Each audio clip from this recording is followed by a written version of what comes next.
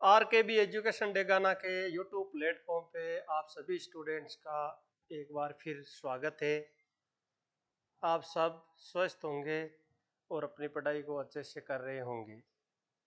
Tense की जो classes हमारे चल रही है उसमें आज हम जिस क्लास को ले रहे हैं वो होगी पास्ट परफेक्ट कंटिन्यूअस टेंस की, और इसी के साथ पास्ट के जो 4 प्रकार है वो पूरे हो जाएंगे। तो साथियों, बिना देरी किए हुए स्टार्ट करते हैं।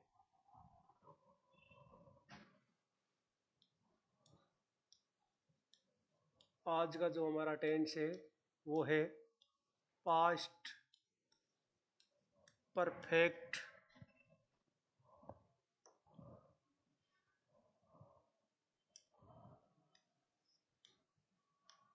Continuous tense.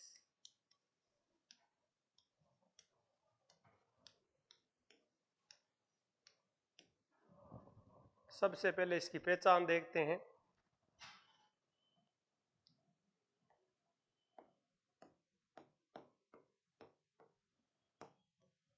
पहचान की बात की जाए तो यदि हिंदी वाक्यों के अंत में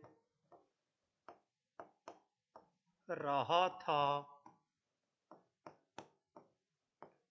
रही थी, रहे थे प्लस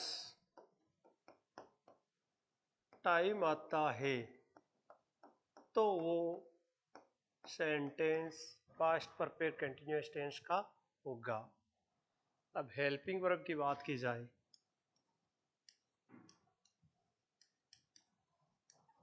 हेल्पिंग वर्ब यानी कि सहायक क्रिया। सहायक क्रिया होती है इसकी हैड बीन। बात की जाए मेन वर्ब की, मेन वर्ब जिसका हिंदी अर्थ होता है मुख्य क्रिया। जैसा आपको बहुत बार बता चुके हैं कि कंटिन्यूअस नाम आते ही वर्ब की फर्स्ट फॉर्म के साथ आईएनजी मेन वर्ब उस टेंस में आती है। तो इसकी मेन वर्ब हो गई वर्ब की फर्स्ट फॉर्म के साथ आईएनजी।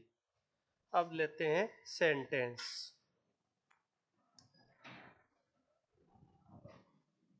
तो सेंटेंस लेते हैं जैसे कि राधा 3 बजे से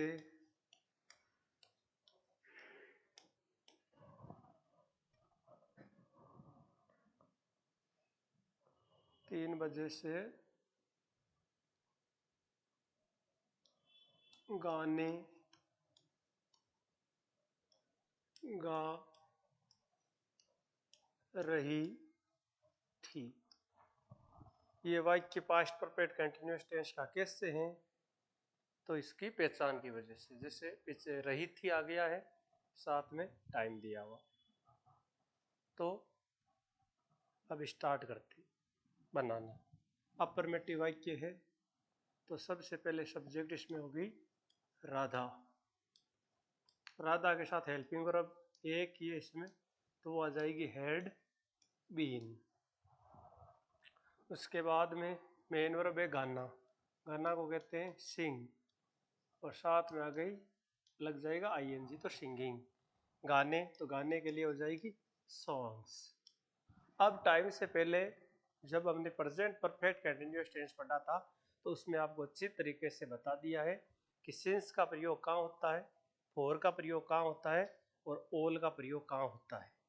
यदि आपने वो वीडियो नहीं देखा है तो वहाँ जाके अच्छे से ये देख ले कि टाइम के साथ सिंस फॉर और ऑल का प्रयोग कैसे किया जाता है। तो इसके अंदर 3 बजे जो कि एक पॉइंट ऑफ द टाइम है तो सिंस लगेगा। तो सिंस 3 o'clock। अगले वाक्य की बात की जाए तो नेगेटिव बनेगा। नेगेटिव बनेगा तो सब्जेक्ट और सब्जेक्ट की जगह रहेगा।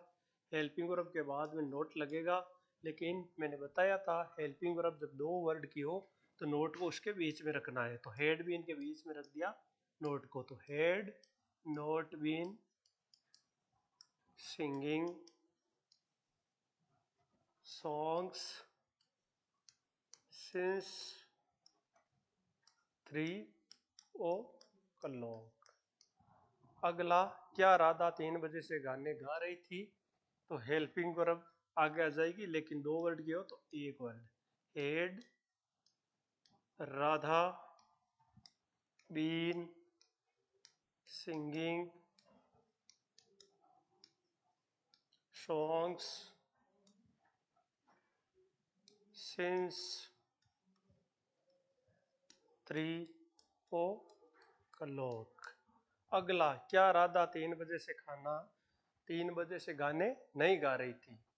तो हो जाएगा हेड, सब्जेक्ट के बाद में लगाएंगे नोट, तो had Radha not been singing songs since 3 o'clock। उम्मीद करता हूँ आपको अच्छे से समझ में आ गया होगा। एक सेंटेंस और लेते हैं, जैसे आ जाए, वे 2001 से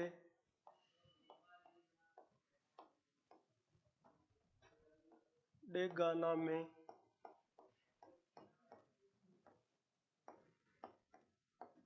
पढ़ा रहे थे। तो वे के लिए हो जाएगा दे। हेल्पिंग वर्ब एक ही है तो सिंगुलर प्लूरल की कोई समस्या ही नहीं है। हैड बीन, मेन वर्ब इसमें पढ़ाना, पढ़ाना को कहते हैं टीच, साथ में लग जाएगा आईएनजी। फिर कहाँ पढ़ा रहे हैं? डेगाना में, तो इन द डेगाना। फिर टाइम है 2001, जो कि पॉइंट ऑफ द टाइम है, तो सिंस 2001। अगला हो जाएगा, वे 2001 से डेगाना में नहीं पढ़ा रहे थे, तो हेल्पिंग वर्ब के बाद नोट लग जाएगा। They had not been teaching in the Degana